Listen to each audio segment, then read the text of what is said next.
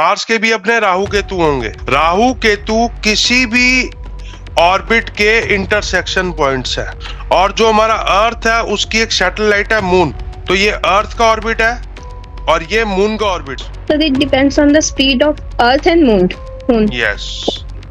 In period of 18 months किसी भी राशि में राहु, लेकिन पराशर ने कई जगह बोला है कि राहु केतु सन और मून की राशियों में बहुत खराब हो। 4th हाउस में हुआ तो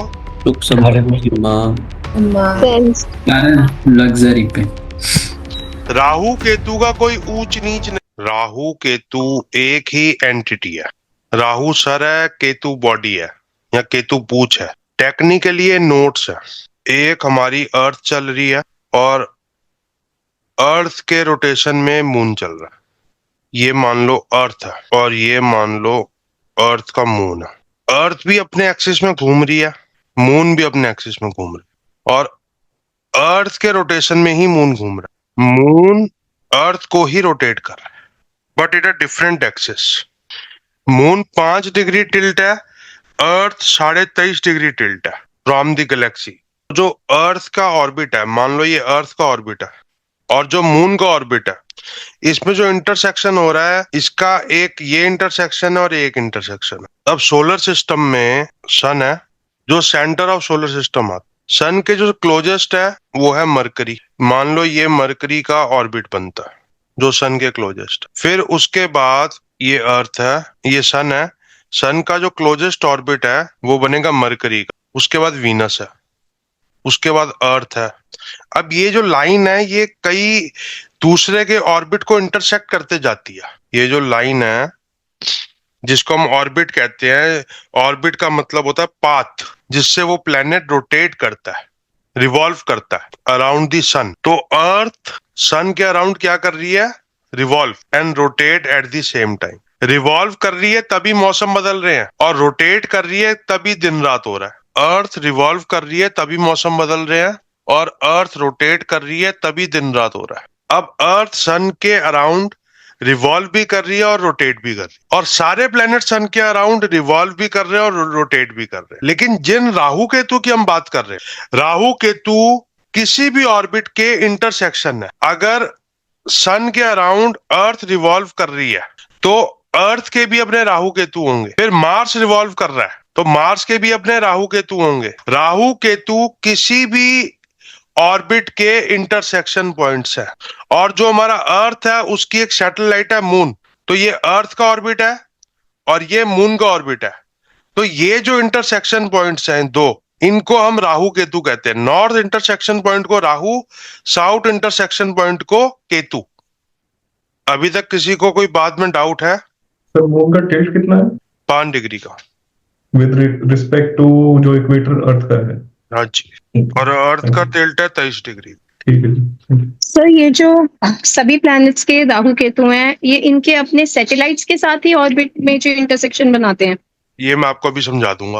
ओके सर। राहु केतु की डेफिनेशन क्या है? अगर दो ऑर्बिट्स के बीच में इंटरसेक्शन पॉइंट हो गया तो वो राहु केतु है। ये मेरा रास्ता है और ये सतविंदर जी का रास्ता है, तो ये इंटरसेक्शन हो गया ना, ये और ये मेरा रास्ता है और ये किसी और का रास्ता है, तो ये भी इंटरसेक्शन हो गया, ये भी इंटरसेक्शन हो गया। दो रास्तों के बीच में अगर इंटरसेक्शन होता है पाथ का, उसको हम राहु केतु कहते हैं। सूर्य के भी राहु केतु होते हैं, क्योंकि धरती सूर्य के आगे क्या कर रही है? घूम रही है, रिवॉल्व कर रही है। तो जिस ऑर्बिट पे धरती घूम रही है, उस ऑर्बिट पे दो राशि आती हैं। एक राशि होती है मेष राशि और एक राशि होती है तुला राशि। मेष राशि और तुला राशि राहु केतु हैं अर्थ के in respect to the path of the sun, क्योंकि सन स्टेशनरी है, सन नहीं घूमता।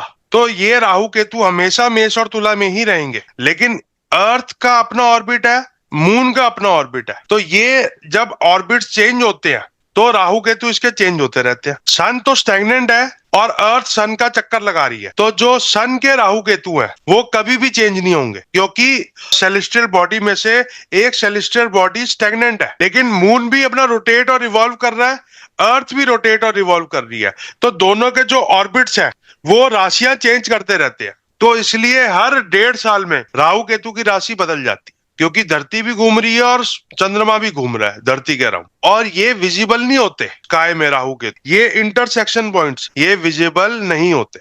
राहु केतु एक इनविजिबल एंटिटी है। और जो राहु केतु पॉइंट्स है, तो क्या पॉइंट्स चलते हैं कि पॉइंट्स अपनी जगह खड़े रहते हैं? अगर हम किसी रेड लाइट को एक पॉइंट मानते हैं, तो रेड लाइट चलती है कि खड़ी रहती है? खड़ी रहती है। बॉर्डर एक पॉइंट है, बॉर्डर चलती है खड़ी रहती है? खड़ी रहती है। चल कौन रहा है? Moon and earth. Moon and earth.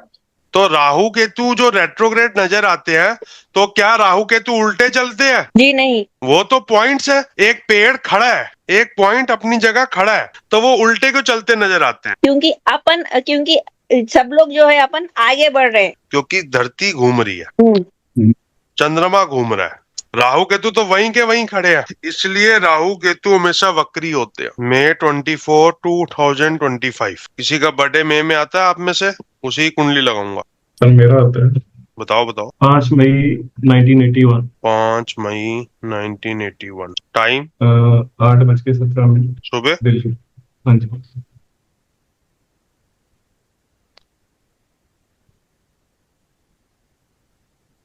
Delhi शहर। दोस्तों, अब 81 में राहु किधर बैठा था? 4 नंबर राशि में। किसकी राशि में? 4 नंबर कर्क। कर्क राशि। अब इसको ऐसे देखो, 85 में वो कौन सी राशि में चला गया? मिथुन में आ गया थे। 86 में भी मिथुन में है। 87 में देखना ये वृष में चला गया। टॉरस में, हाँ जी।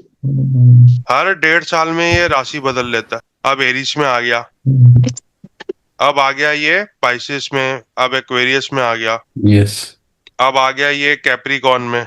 91 में ये आ गया सैजिटेरियस में, 92 में भी सैजिटेरियस में, 93 में ये आ जाएगा स्कॉर्पियो में। तो जैसे जैसे हम आगे बढ़ रहे हैं, राहु पीछे हो रहा है। तो सारे प्लैनेट्स आज तक हमने जितने करे हैं, वो 0 से 30 डिग्री जाते हैं। यस, ये कमबख्त 30 डिग्री से शुरू करता है राशि में और 0 में जाता है, क्योंकि प्लैनेट्स की अपनी मूविंग फोर्स है। ये तो प्लैनेट्स है ही नहीं, ये तो पॉइंट्स हैं।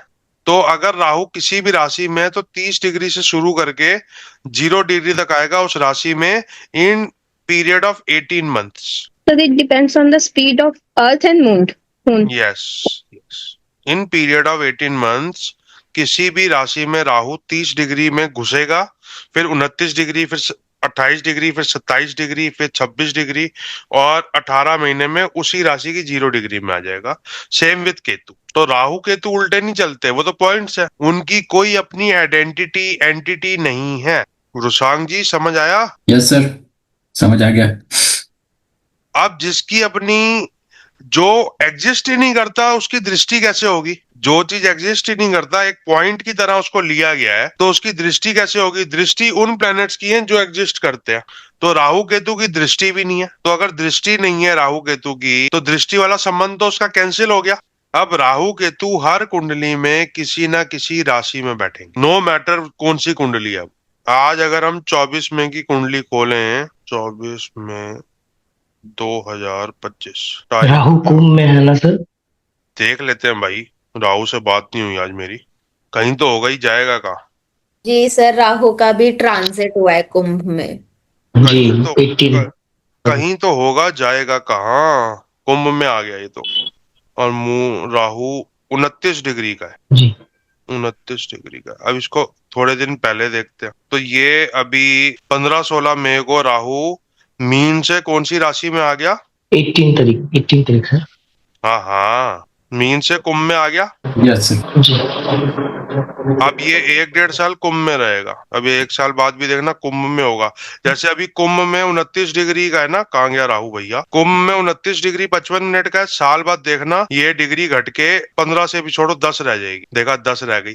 तो 1 साल में राहु ने कितना कवर किया? 20 डिग्री। तो 18 महीने में 30 डिग्री कवर कर लेगा। अब राहु उल्टा चलता दिखाई देता है, और राहु को सर्प बोला गया है। सर्प का मुंह, सांप का मुंह। अब राहु केतु जिस राशि में बैठे होते हैं, उस राशि की चादर ओढ़ लेते हैं, उस राशि की चादर ओढ़ लेते हैं। अगर राहु मेष राशि में है तो मेष राशि की चादर ओढ़ लेगा, मिथुन में मिथुन की, वृष में वृष की, कर्क में कर्क की, सिंह में सिंह। राहु को इल्यूजन कहा गया, राहु को इंसैनिटी कहा गया, राहु को ऑब्सेशन कहा गया। ऑब्सेशन से पहले आपने बताया था इंसैनिटी।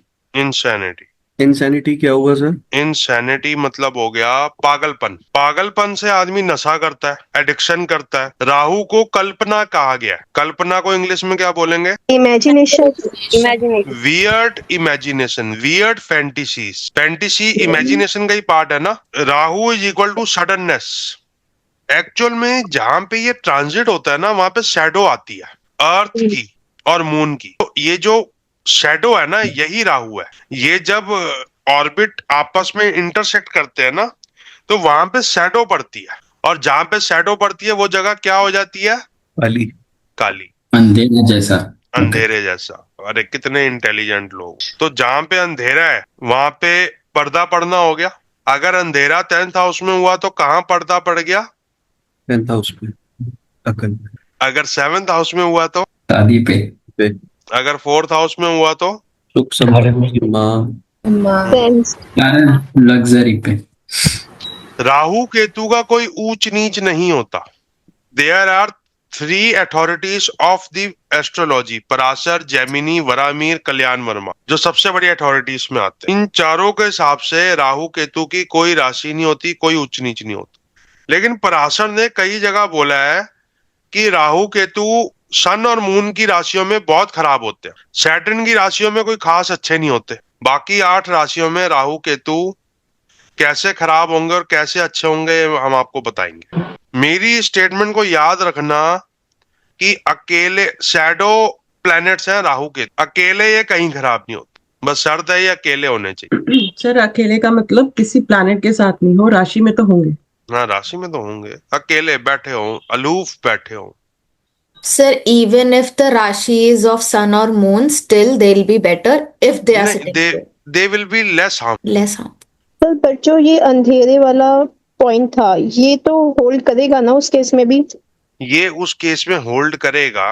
अंधेरे के साथ कोई प्लेनेट तो नहीं है ना, ऑब्सेशन उतना नहीं आएगा, आउट ऑफ ट्रैक नहीं होगा। राहु क्या करता है, चीजों को एनलार्ज कर देता है, मेंटली एनलार्ज कर देता है। जब चीज कोई मेंटली एनलार्ज होती है उसी को तो ऑब्सेशन कहते हैं। जी सर। लेकिन ऑब्सेशन तो अच्छा बुरा दोनों हो सकता है। हाँ जी। ये जो लोग एक लेवल से ऊपर चले जाते हैं, चाहे पॉलिटिक्स में, चाहे एक्टिंग में, चाहे करियर में, चाहे बिजनेस में, सक्सेसफुल आदमी वही है जो पागल है। क्योंकि 2, 4, 5, 10 लाख रुपए कमा के अगर कोई कंफर्टेबल हो गया, रात शाम को सब्जी ला रहा है, बीवी से पूछ रहा है क्या लेके आना है घर में, घर आ रहा है, सो रहा है, टीवी देख रहा है, नेटफ्लिक्स देख रहा है, ये तो नॉर्मल लाइफ हो गई। राहु मेंटोस लाइफ देता, क्योंकि उसमें ऑब्सेशन होता है, इंसैनिटी होती है। अब ऑब्सेशन तो हर्षद मेहता में भी था और ऑब्सेशन तो योगी आदित्यनाथ में भी है। दोनों कुछ हद तक पागल है, नॉर्मल लाइफ दोनों की नहीं है ना। जी सर। सर मीन्स अगर अच्छी राशि में बैठा है और अकेला बैठा है और अच्छे भाव में बैठा है, यहाँ पे आपको कारक मारक का ही कॉन्सेप्ट यूज करना। ओके, जो सर आपने उस दिन अमित शाह जी की राशि में उसमें कुंडली में दिखाया था। अमित शाह जी की कुंडली में राहु बैठा है लगन लॉर्ड की ही राशि में, दूसरी राशि। और नवमांश में भी आप कह रहे थे कि वो उसी में ही है, तुला राशि में। नवमांश छोड़ो आप, अभी सिर्फ D1 पे फोकस करो।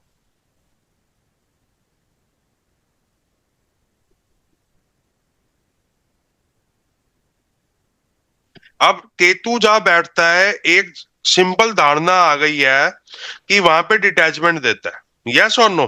Yes sir. Yes sir. अब ये धारणा ही गलत है। ओके। ये केतु बैठा है 10th हाउस में, 10th हाउस में केतु बैठा है। जी सर। आप लोगों में से कितने को लगता है कि मैं अपने काम से बहुत ज्यादा डिटैच्ड हूं? नहीं लगता। किसी को भी नहीं। राहु केतु अकेले राजयोग दे सकते हैं, बस शर्त है वो केंद्र त्रिकोण में बैठे हो। त्रिकोण मतलब हो गया 159, केंद्र का मतलब हो गया 14710। लेकिन केतु ने मेरे को रिसर्च कराई, राहु मेरे 22वें देशकांड वाली राशि में बैठा है, केतु मेरे लगन लॉर्ड वाली राशि में बैठा है। केतु और लगन की राशि मेरी सेम है, दोनों बुध की राशि है। जी सर। अब आप मुझे ये बताओ कि मेरे राहु और केतु में से ज्यादा बेटर कौन है? केतु केतु। केतु सर केतु दिमाग चलना शुरू हो गया ना आपका? हाँ सर